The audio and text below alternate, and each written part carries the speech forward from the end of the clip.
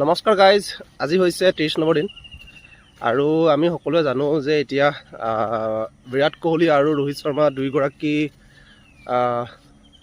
ক্ৰিকেটাৰে বৰ্তমান টেষ্ট ক্ৰিকেটৰ পৰা অৱসৰ লৈছে। যিদিনাখন তেওঁলোকে আমাৰ ভাৰতে T20 জিকিলে সেইদিনাখনে তেওঁলোকে T20ৰ পৰা অৱসৰ ল'লে। এতিয়া তেওঁলোকে ঘোষণা কৰিছে কি টেষ্ট ক্ৰিকেটৰ পৰাও তেওঁলোক অৱসৰ লৈছে। আৰু বিৰাট কোহলি বয়স মাত্ৰ 36 ইয়াৰ্ছ আৰু ৰোহিত শৰ্মাৰ বয়স আছিলে মাত্ৰ 38 ইয়াৰ্ছ। আৰু বৰ্তমান এতিয়া টেষ্ট ক্ৰিকেটত কোনে কোনে খেলিব তাৰ বিষয়ে আলোচনা হৈ আছে। আৰু বৰ্তমান হেড কোচ হিচাপে আছে গৌতম গম্ভীৰ আৰু লগত আছে অজিত আগাৰকাৰ। তেওঁলোক দুয়োগৰাকী এতিয়া টীম এটা বনাই আছে। হয়তো শুভমন গিল তাৰ সেই টীমৰ হয়তো কেপ্টেইন হ'ব পাৰে। আৰু আমাৰ অসমৰ ৰিয়ান পৰাগে হয়তো T20 মেটছত হয়তো চান্স পাব পাৰে।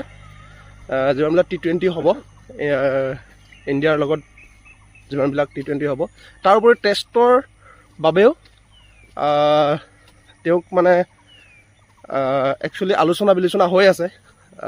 গৌতম গম্ভীৰ আৰু অজিত আগাৰকাৰে তেওঁলোকে আলোচনা কৰিছে যে ৰঞ্জী ট্ৰফি হওক বা ডমেষ্টিক যিবিলাক ক্ৰিকেট হওক, ৰিয়ান পৰাগে কিন্তু ভাল প্ৰদৰ্শন কৰিছে। তাৰোপৰি এইবাৰ IPLত তেখেতে বৰ বিশেষ ভাল প্ৰদৰ্শন কৰিব নোৱাৰিলে যদিও তেখেতৰ কেপ্টেইনচি ইমানো বেয়া নাছিলে। তেখেতে 2-3খন মেটচ তেখেতে ভালেই খেলিলে। আৰু এইবাৰ ৰাজস্থান ৰয়েলছৰ টীমটো বৰ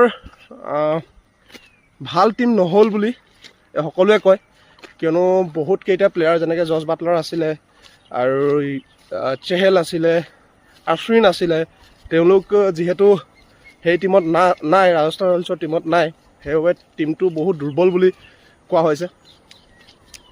আৰু বৰ্তমান IPL এতিয়া শেষেই হ'ব। ৰাজস্থান ৰয়েলছৰ টীমত যেনে সঞ্জু চেমছন আছিলে, সঞ্জু চেমছনটো মাত্ৰ 2খন নে 3খন মেটছতে তেওঁ কেপ্টেইনচি কৰিলে। তেওঁ সৰহভাগ মেটছতে আঘাতপ্ৰাপ্ত হৈ থাকিলে, ঠিক তেনেকুৱা ধৰণৰ কথা। আৰু ৰিয়ান পৰাগৰ হৈ অলপ আলোচনা বিলোচনা হৈ আছে, তেখেতক হয়তো টেষ্টত নমাবও পাৰে। আৰু কিয়নো ৰিয়ান পৰাগৰ দেউতাক পৰাগ দাস তেখেত গৌতম গম্ভীৰ আৰু অজিত আগাৰকাৰৰ ভাল বন্ধু বুলি কয়। তাৰোপৰি ৰিয়ান পৰাগৰ যিটো পাৰফৰ্মেঞ্চ সেইটো বেয়া নহয়, কিন্তু ভালেই হয়, একো বেয়া নহয়। মানে ইণ্ডিয়া টীমত খেলিবলৈ পালে আমাৰে কিবা এটা ভাল লাগিব, যিহেতু অসমৰে আমাৰ সন্তান হয়।